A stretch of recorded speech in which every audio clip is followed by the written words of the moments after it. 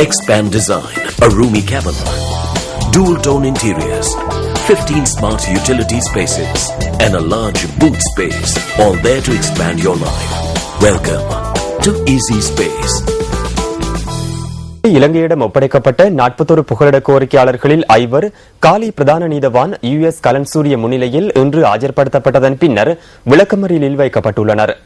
சட்டவிரோதமாக படகு மூலம் ஆஸ்திரேலியா செல்வதற்கான ஏற்பாடுகளை மேற்கொண்ட 5 இவ்வாறு விளக்கமறியலில் வைக்கப்பட்டுள்ளனர்.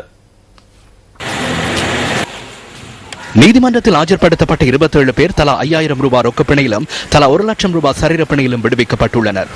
இதன்போது 16 வயதுக்கு குறைந்த வயதுடைய 9 சிறுவர்கள் குற்றச்சாட்டுகளில் இருந்து விடுவிக்கப்பட்டனர். குறித்த 41 புகலிட கோரிக்கையாளர்களும் ஆஸ்திரேலிய கப்பல் ஒன்றின் மூலம் கடற்படையினரின் சமுத்திர கப்பலிடம் ஒப்படைக்கப்பட்டனர். அதன் பின்னர் நேற்று காலி துறைமுகத்திற்கு அவர்கள் அழைத்து வரப்பட்டதுடன் மேலதிக விசாரணைகளுக்காக அவர்கள் குற்றப்புலனாய்வு திணைக்களத்திடம் ஒப்படைக்கப்பட்டனர். இதற்கமைய புகலிட கோரிக்கையாளர்கள் 41 பேரும் இன்று நீதிமன்றத்தில் ஆஜர் செய்யப்பட்டனர். இதேவேளை புகலிட கோரிக்கையாளர்களை மீள ஒப்படைப்பது தொடர்பில் ஆஸ்திரேலிய அரசாங்கம் எடுத்த தீர்மானம் தொடர்பில் கேள்வி எழுப்பியுள்ள அந்த நாட்டின் மனித உரிமைகள் தொடர்பான சட்டத்தரணிகள் சங்கம் குறித்த புகலிட கோரிக்கையாளர்களை திருப்பி அனுப்புவதற்காக பின்பற்றப்பட்ட முறைமைகளை சவாலுக்குட்படுத்தியுள்ளது. இந்த 41 புகலிட கோரிக்கையாளர்களதும் பாதுகாப்பு மற்றும் முறையான செயற்பாடுகள் தொடர்பில் நாம் அதிக கவனம் செலுத்தியுள்ளோம். அவர்களை மீள ஒப்படைப்பதில் முற்றுமுழுதாக தவறான முறையொன்று பின்பற்றப்பட்டுள்ளமை தெளிவாக புலப்படுகின்றது. எவ்வாறாயினும் ஆஸ்திரேலியாவுக்கு படகுகளினூடாக வருகை தருபவர்களுள் அதிகமானவர்கள் புகலிட கோரிக்கையாளர்கள் அல்ல எனவும் பொருளாதார இலாபங்களுக்காகவே வருகை தருவதாக ஆஸ்திரேலியாவின் வானொலி சேவை தெரிவித்தது. நீங்கள் இலங்கையில் துன்புறுத்தப்படுகின்றீர்கள் எனின் அல்லது துன்புறுத்தப்பட்டவர்கள் எனின் மோசடி கும்பல்களுக்கு பணத்தை செலுத்தி படகுகளின் ஊடாக 1000 கிலோமீட்டருக்கும் அதிகமான தூரத்திற்கு பயணிப்பதை விட சில கிலோமீட்டர் தூரத்தில் உள்ள தமிழ்நாட்டிற்கு சென்று புகலிடம் கோர முடியும் அல்லவா? இதேவேளை 41 புகலிட கோரிக்கையாளர்கள் மற்றும் மீள அனுப்புவதற்கு எதிராக தற்போது ஆஸ்திரேலிய மேல் நீதிமன்றத்தினால் பிறப்பிக்கப்பட்டுள்ள இடைக்கால தடை உத்தரவின் கீழ் உள்ள 153 புகலிட கோரிக்கையாளர்களின் விதி தொடர்பில் தாம் அதிக கவனம் செலுத்தியுள்ளதாக புகலிட கோரிக்கையாளர்கள் தொடர்பான ஐக்கிய நாடுகளின் உயர்ஸ்தானிகர் ஆலயம் தெரிவிக்கிறது.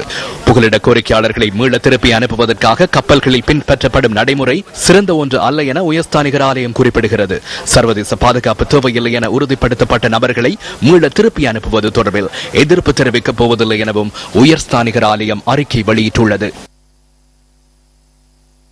ஆஸ்திரேலியா பலா கியாயை விசுவாச கர்ன ஆஸ்திரேலியா நோக்கி பயணித்ததாக நம்பப்படும் 4-5 பிள்ளைகளுடனான 41 பொருளாதார புகலிட கோரிக்கையாளர்கள் கடலில் நிர்கதிக்குள்ளாகியிருந்த சந்தர்ப்பத்தில் ஆஸ்திரேலிய கப்பல் ஒன்றின் ஊடாக கடற்படையின் சமுதிர கப்பலிடம் ஒப்படைக்கப்பட்டுள்ளனர். 2 வாரங்களாக சமுதிர கப்பல் ரோந்து நடவடிக்கைகளில் ஈடுபட்டிருந்தது. இந்த சந்தர்ப்பத்திலேயே புகலிட கோரிக்கையாளர்கள் ஒப்படைக்கப்பட்டுள்ளனர். இவ்வாறு சர்வதேச கப்பல் ஒன்றின் ஊடாக புகலிட கோரிக்கையாளர்கள் ஒப்படைக்கப்பட்ட முதல் சந்தர்ப்பம் இதுவல்ல. எந்தவித பாதிப்புமின்றி அனைவரும் காலி துறைமுகத்திற்கு அழைத்து வரப்பட்டு உரிய அதிகாரிகளிடமும் போலீசாரிடமும் ஒப்படைக்கப்பட்டனர். இவர்கள் மொரட்டுவ மற்றும் பானந்துறையைச் சேர்ந்தவர்கள் ஆவர். இவர்கள் பொருளாதார புகலிட கோரிக்கையாளர்கள் அல்லது வேறு அரசியல் காரணங்களால் சென்றவர்கள் என தெளிவாக புலப்படுகின்றது. කිසිම අනතුරකින් තොරව ගෙනවිත් ගාල්ල වරායට ගෙනවිත් නීති බලධාරීන් වෙත පොලිසිය වෙත බාර දීලා තිබෙනවා.